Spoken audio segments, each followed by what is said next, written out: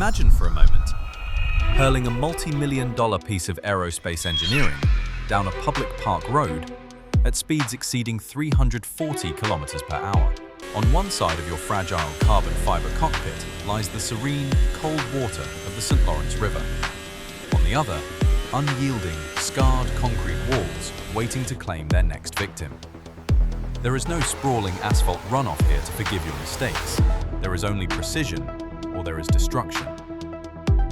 But before we dissect the anatomy of this concrete canyon, I want to take you back to a moment that utterly defies the laws of probability and logic. A scenario so completely impossible, Hollywood would reject the script for being too unrealistic. Picture a man running dead last, trapped in the longest Formula One race in the history of the sport. He is slicing through a biblical rainstorm, his vision entirely obscured by the blinding spray of the cars ahead, hunting down a reigning world champion on the very last lap of the Grand Prix.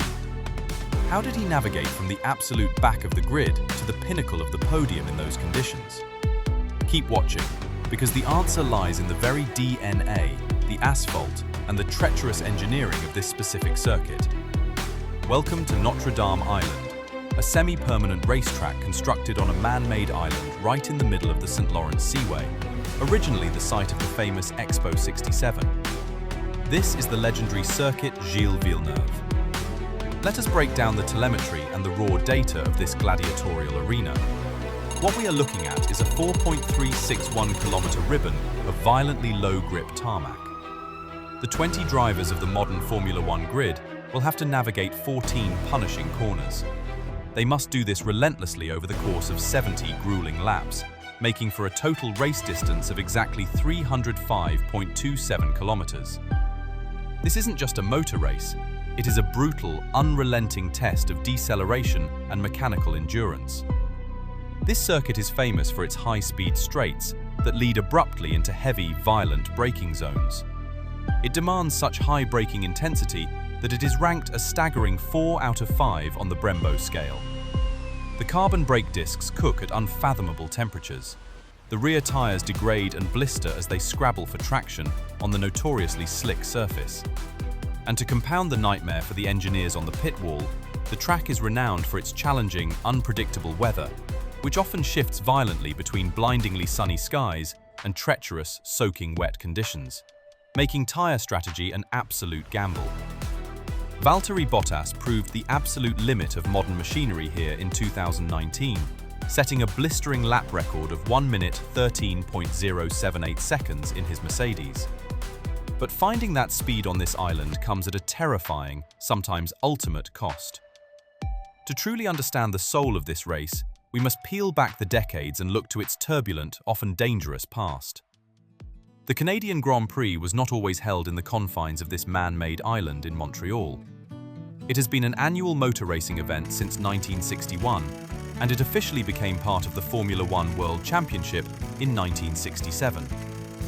In its early, wildly dangerous years, it bounced between Mossport Park in Ontario and the Circuit Mont-Tremblant in Quebec. Both venues were spectacular old-school circuits boasting massive, sweeping elevation changes that drivers loved, but they were incredibly challenging and perilously unsafe. Those early days were wild. In the 1969 event at Mossport Park, a 48-year-old privateer named Al Pease was actually black-flagged and disqualified for being embarrassingly slow, the only driver in F1 history to suffer such an indignity after he collided with Jackie Ickx, who was attempting to lap him for the 4th time. But the amusement of the era was overshadowed by the inherent danger. Bitter winters ruined the track surfaces, and by the late 1970s, the safety concerns reached a breaking point. At Mossport in 1977, British driver Ian Ashley suffered a horrendous crash, his car flipping over the Armco guardrails and smashing directly into a television tower. Safety and rescue operations to extract the seriously injured driver were agonizingly inefficient. That same weekend, Jochen Mass lost control, hitting a guardrail that virtually flattened upon impact. The governing body had seen enough. The tracks were deemed unsuitable. In 1978, the Canadian Grand Prix moved to its current home in Montreal, a temporary track pieced together by combining and modifying specific roads on the island. And fittingly, beautifully, the very first winner on this new circuit was a Quebec native driving a scarlet Ferrari, the legendary Gilles Villeneuve. But motorsport is a cruel, unyielding mistress. The jubilation of that first win would not last. In 1982, Gilles Villeneuve was killed during his final qualifying lap for the Belgian Grand Prix. The nation mourned, and a few weeks after his tragic death, the racecourse in Montreal was officially renamed Circuit Gilles Villeneuve in his honor. To this day, he remains the only Canadian to ever win the Formula One Canadian Grand Prix. The shadow of tragedy has visited this island more than once, reminding us of the lethal stakes involved when pushing the limits of physics. The 1982 race witnessed unimaginable heartbreak right on the starting grid. Didier Pironi stalled his Ferrari at the front of the pack. While cars swerved to avoid him, 23-year-old Riccardo Paletti could not, crashing directly into the rear of Pironi's stationary vehicle. Despite the desperate extraction efforts of Pironi and F1 Dr. Sid Watkins as the car briefly caught fire, the young Paletti succumbed to his injuries. And we must never forget the sacrifices made by those who volunteer to keep this dangerous sport safe. In 2013, a 38-year-old track marshal named Mark Robinson lost his life in a tragic accident, run over by a recovery vehicle while trying to clear a stranded Sauber during the closing stages of the race. This tarmac is hallowed ground. It demands absolute, unwavering respect. When the visor comes down, however, that respect translates into pure, unadulterated aggression. Montreal is a tactical battleground. With 3 designated DRS zones, it is a key overtaking spot on the calendar. The prime location to make a move is Turn 1, a zone requiring immense bravery and impossibly hard braking. The crowds here have witnessed legendary drives, like in 1995, when Ferrari's Jean Alesi won the only race of his entire career, doing so on his 31st birthday. He drove the number 27 Ferrari, the very number belonging to the late Gilles Villeneuve, making it the most popular victory of the season. He even ran out of fuel after crossing the line and had to catch a ride back to the pits on the side of Michael Schumacher's car.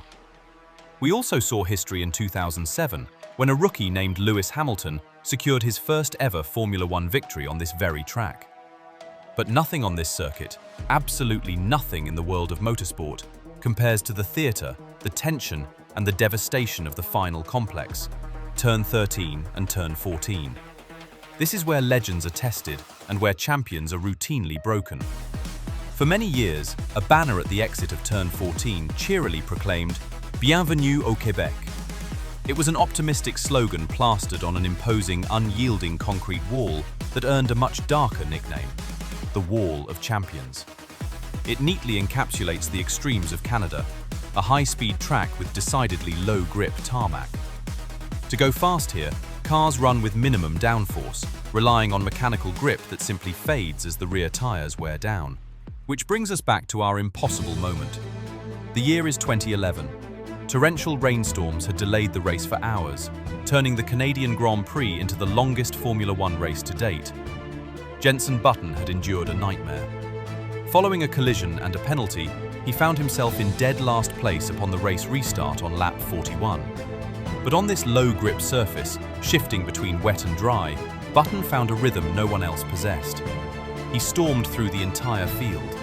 On the very last lap of the race, Button caught the leader, the reigning champion, Sebastian Vettel. Applying immense pressure as they navigated the treacherous, damp circuit, Button forced the Red Bull driver into a critical mistake, passed him, and took victory in what he would later describe as his best ever race. That is the soul of the Circuit Gilles Villeneuve. It is a place of brutal extremes: low grip, high speed, blinding sun, and treacherous rain. It takes everything a driver has, and if they miscalculate by a millimeter, it takes a little more. So, I leave it to you. In the 50-plus year history of this incredible event, who do you think is the ultimate master of the Wall of Champions? Drop your definitive answer in the comments below. Until next time, keep pushing. Did you like it? Subscribe for more.